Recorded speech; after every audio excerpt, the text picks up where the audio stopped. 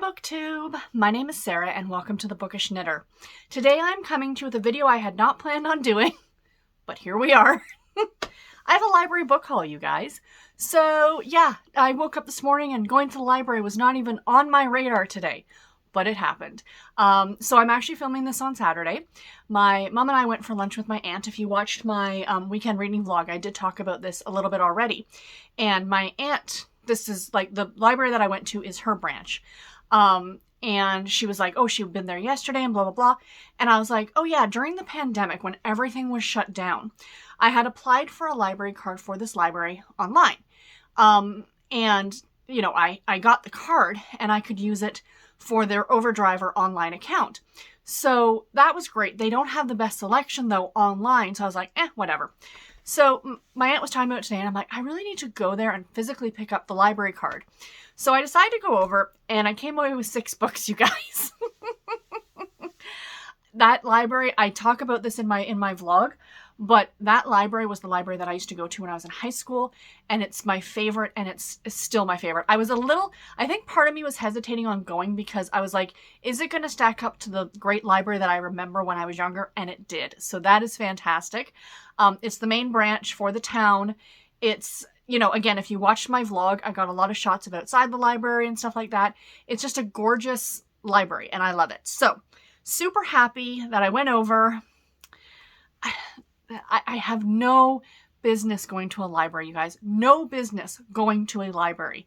But I did. And I picked up some books and I want to read them. So if I get to them, I get to them. If I don't, I either, re-up the time to read it, the borrowing period, or I take them back, whatever. So these are all due back, as per my little list here, on the 12th of November. So that's a thing. 3 weeks today. So the first book I want to show you guys is The Unholy by Heather Graham. So this is the next book I need to read in the Crew of Hunters series. I think it's book 4 or 5. I cannot remember, to be completely honest.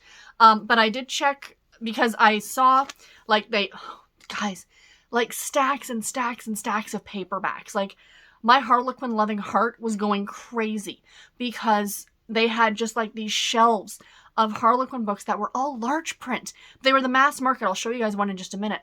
But then I saw the mass market mystery books, and this is where they had a whole bunch of Heather Graham. And I'm like, oh, I keep wanting to read another in the Crew of Hunters series. Like I want to do a reread through the series. And I keep saying this every single month, and I never pick one up. So I went on my phone and I went on Goodreads and I looked to see what the next one I have to read is, and it's this one. It's The Unholy. So like I said, it's either book 5 or 6. I cannot absolutely remember off the top of my head. But yeah, this one, it takes place, if I'm remembering correctly, I think it takes place in an old theater setting. A Hollywood shrine hides unholy deeds. The 1940s hard-boiled detectives and femme fatale are box office gold. In one iconic scene set in a deserted museum, the private eye arrives too late, and the buxom beauty is throttled by an Egyptian priest.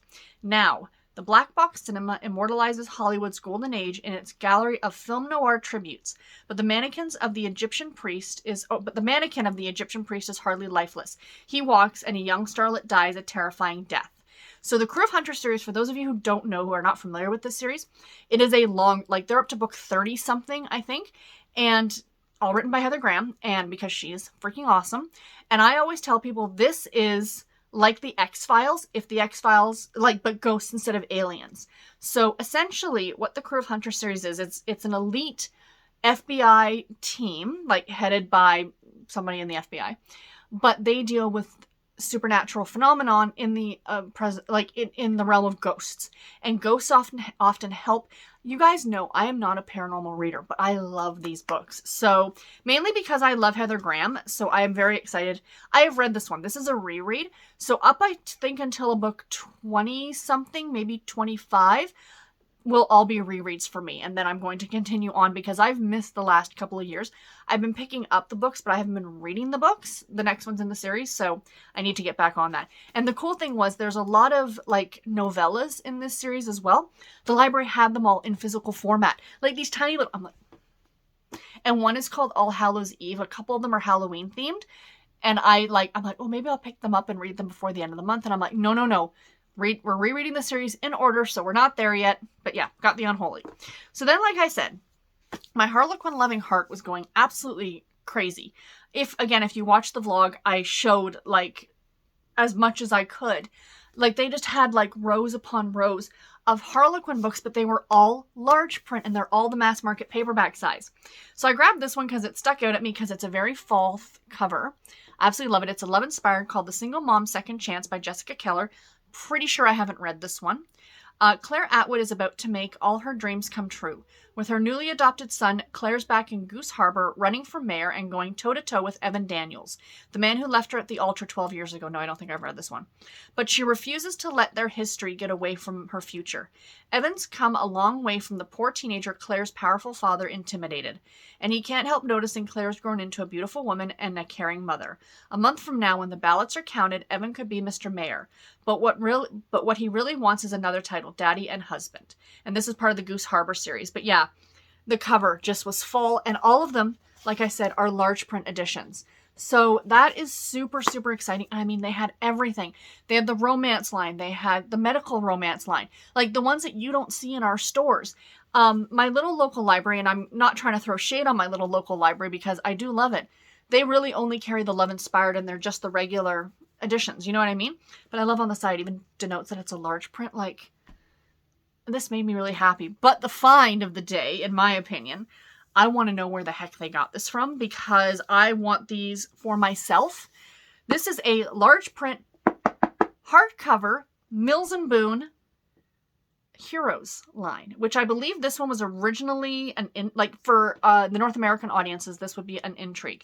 This is Decoy Training by Caridad Panino, part of the Heroes, but it's, guys, that is large print. Like, I could set this across the room and still be able to read it. But the fact that it is a hardcover large print, I want to know where you get these from because I want some of these for my shelves. This would just be awesome. So yeah, so very excited. This is part of a series. I'm sure it's part of a series. I can't remember the series though. It says, former Marine Shane is used to perilous situations, but he's stunned to find danger in this peaceful Idaho mountains, especially swirling around his beautiful dog trainer. After tragically losing her hero husband, Piper has rebuilt her life. Now it's up to Shane and his loyal canine in training to make sure a mysterious enemy won't derail her new beginning or his. Like I said, I'm almost certain that this is published under Intrigue. And another part of me is like really thinking that it's somewhere on my shelves, that I have a copy of this on my shelves, but I had to borrow it because it was a large print hardcover, you guys. My friends in the UK, can you buy these? Like, can you like purchase them in store or like,